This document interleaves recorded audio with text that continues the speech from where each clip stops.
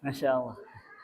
Bismillahirrahmanirrahim. Assalamualaikum warahmatullahi taala wabarakatuh.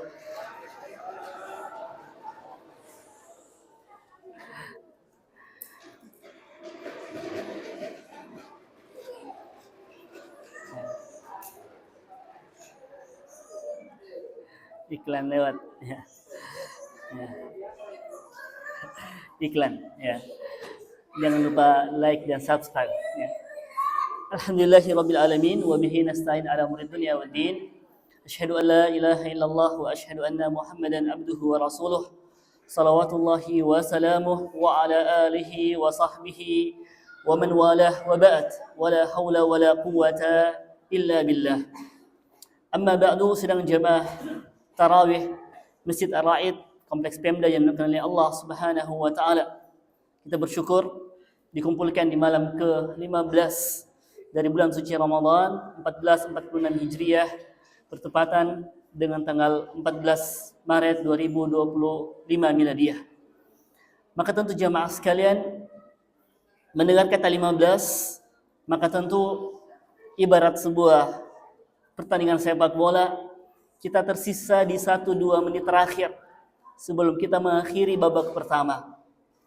Maka sebagai seorang pelatih ataupun seorang pemain, dia harus mampu untuk melakukan evaluasi. Apa yang telah dia lakukan dari 14 hari yang lalu? Apakah capaian tilawahnya tercapai? Apakah dia termasuk orang-orang yang menjaga kualitas puasanya dan tak pernah menggibah orang lain?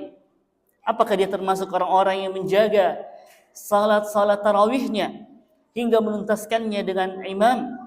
Dan juga apakah dia termasuk orang-orang yang bersungguh-sungguh dalam sedekah, dalam memberikan bantuan kepada orang lain, termasuk ikut serta dalam memberikan suguhan buka puasa.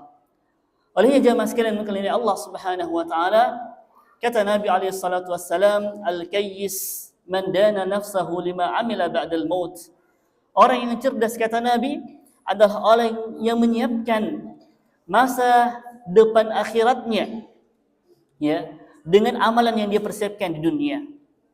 Olehnya dengan tema yang dipilih dan dibacakan tadi menjadi ayah teladan perspektif Quran dan Sunnah. Kenapa tema ini menjadi sangat penting jamaah sekalian? Karena begitu banyaknya pengaruh-pengaruh hegemoni barat yang masuk kepada anak-anak kita, yang tak mampu untuk kemudian kita bendung. Terlebih ketika seorang bapak dan ibu bersepakat untuk memberikan sebuah gadget kepada anaknya, akan banyak infiltrasi yang akan dia terima dari media tersebut. Paling minal, di dalamnya ada game online, ada Free Fire, ya, ada Mobile Legends dan semacamnya. Dan tentu di dalam setiap produk-produk tersebut jamaah sekalian ada pengaruh yang akan membentuk karakter diri kita. Karakter untuk mudah untuk memukul, karakter untuk kemudian marah, karakter untuk kemudian melampiaskan apa yang kemudian dia inginkan dari siapapun. Bahkan ketika seorang juara dari setiap permainan itu, apa yang tampil?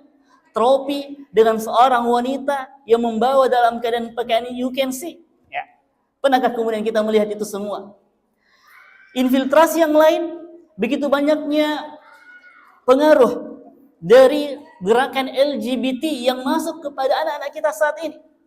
Mereka menganggap bahwa ketika mereka bersama dengan sejenisnya atau bahkan ingin mengungkapkan rasa cintanya, itu dianggap hal yang baik-baik saja. Maka ini adalah pengaruh dari gadget yang tak mungkin tak mampu untuk dibendung oleh seorang bapak ataukah seorang ibu. Dan tentu lebih parahnya lagi, ketika sang bapak lagi asik bertanding dengan sang anaknya untuk bermain game. Ada nggak yang seperti ini jamaah sekalian? Ada.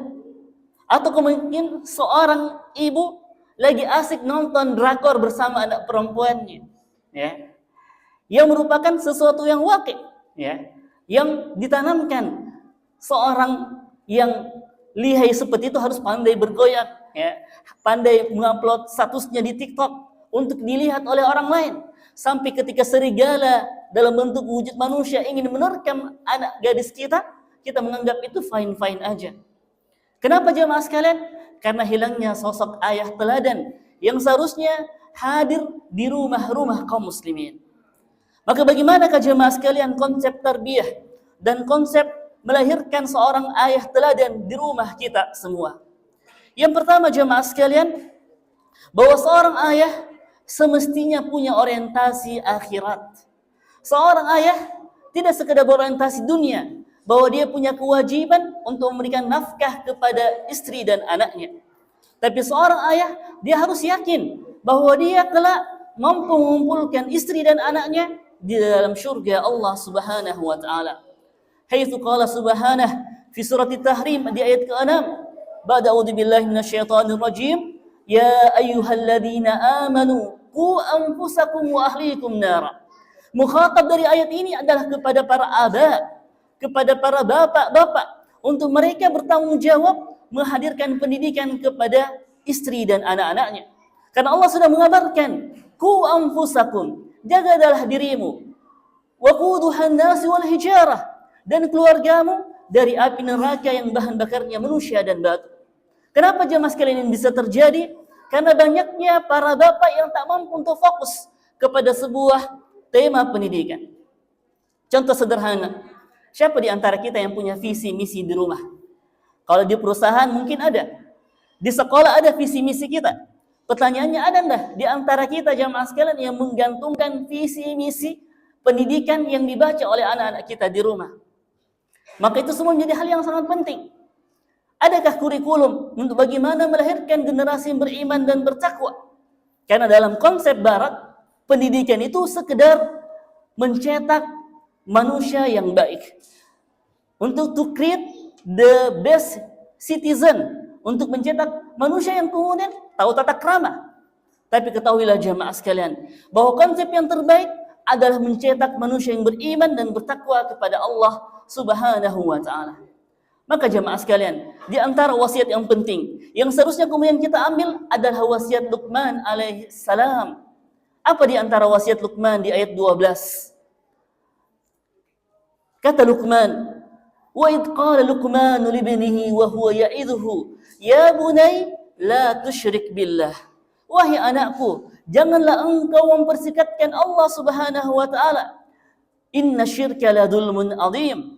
Karena sesungguhnya kesyirikan itu adalah dosa yang sangat besar. Tapi tidak sedikit dari seorang bapak yang justru mengingatkan, jangan keluar malam, ada pocong, ya, ada mak lampir. Yang dia tanamkan adalah ketundukan kepada Allah Subhanahu wa taala untuk kemudian dia bertahan di rumahnya. Tetapi sangat sedikit di antara kita yang menyeleksi akan hal tersebut. Siapa di antara kita yang menyeleksi tontonan anak kita untuk tidak menonton apa yang disebut dengan film Krishna? Sebuah akidah yang ditanamkan dalam film India tentang penyembahan kepada api, atau apa yang disebut dengan agama Majusi. Kenapa jamaah sekalian kita tidak mampu untuk memfilter itu? Karena kita menganggap biasa Ustaz, film santai maki. Tapi hakikatnya ketika anak kita terbiasa untuk melihat tontonan di mana sang tontonan tersebut meminta kepada selain Allah Subhanahu wa taala, maka hakikatnya yang tercederai adalah akidah mereka bahwa Allah Subhanahu wa taala satu-satunya zat tempat meminta dan memohon kepada Allah Subhanahu wa taala. Karakter yang kedua yang semestinya hadir dari sosok ayah teladan adalah mereka yang berusaha untuk mengumpulkan anak-anaknya dalam surga Allah Subhanahu wa taala. Di antara tadabburnya adalah apa yang Allah Subhanahu wa taala sebutkan dalam surat Tur ayat 21.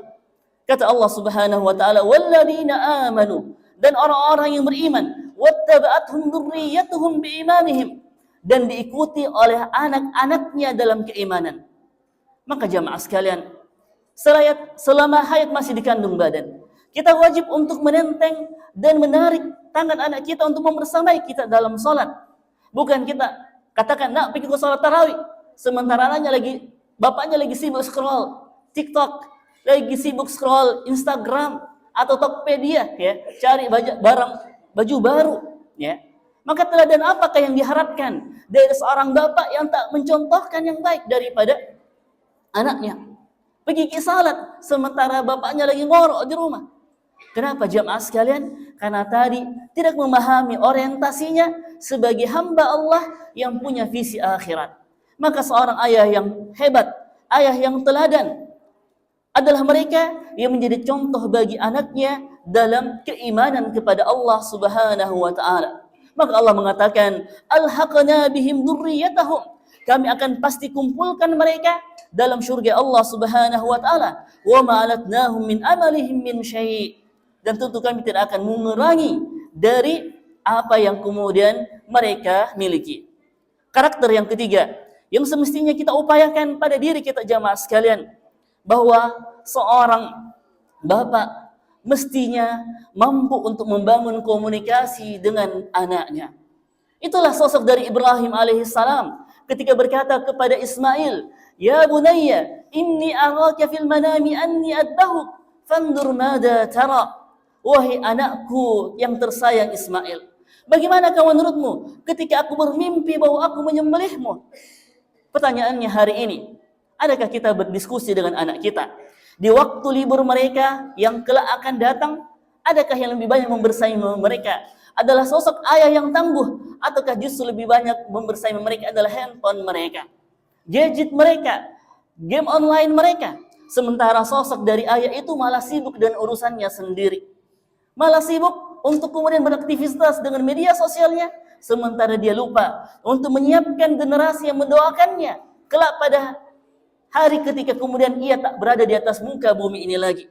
Bagaimana mungkin kita mengharapkan generasi-generasi yang saleh sementara kita tidak persiapkan di rumah kita jemaah sekalian? Kondisi yang ada di negeri kita ini dengan begitu banyaknya korupsi, bahaya laten, pun terkadang kita mengajarkan praktik-praktik riswah kepada anak kita, praktik sogok menyogok ataukah bahkan tip. Kita membiasakan anak kita setiap kita amanahkan harus dapat tip, harus dapat bonus, ada bonusnya, ya. Bisa dibeli karopo.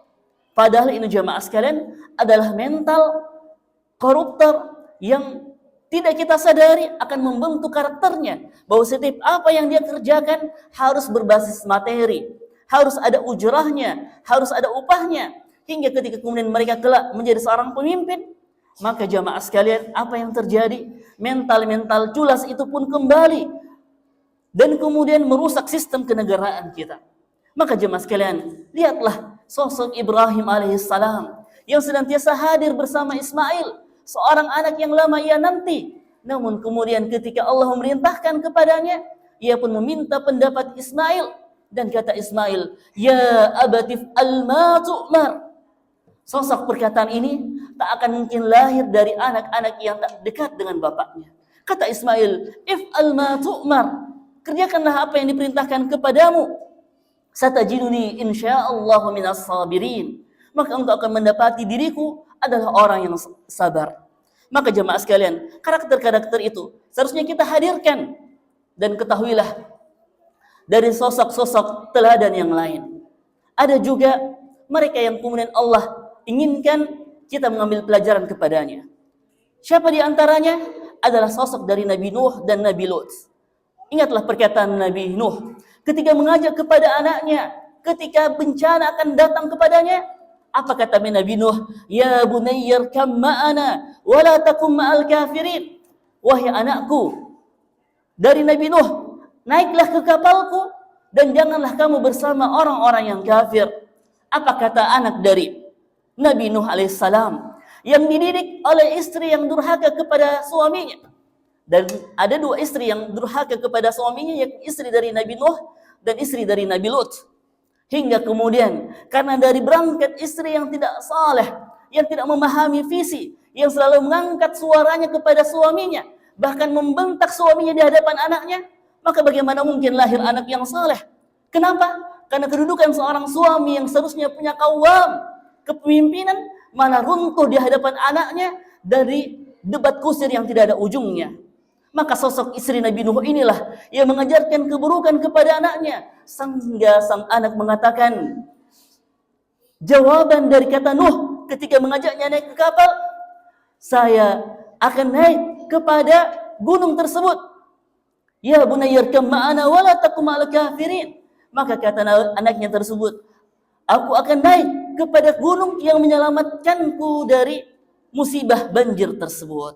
Maka jemaah sekalian, Al-Quran telah datang dengan begitu banyak kisah Dan bagaimana kemudian kita mengambil pelajaran dari hari-hari yang tersisa Ramadan untuk kita menyiapkan generasi yang saleh dari rumah kita, menguatkan keluarga-keluarga kita dengan sendi iman dan takwa, hingga kemudian lahirlah masyarakat madani yang kemudian mengganti para pemimpin-pemimpin yang culas dan buruk tersebut dengan generasi yang berangkat dari tarbiyah yang kuat dan dari sosok ayah teladan yang senantiasa mengajak kepada kebaikan dan ketundukan kepada Allah Subhanahu wa taala. Semoga bermanfaat jemaah sekalian.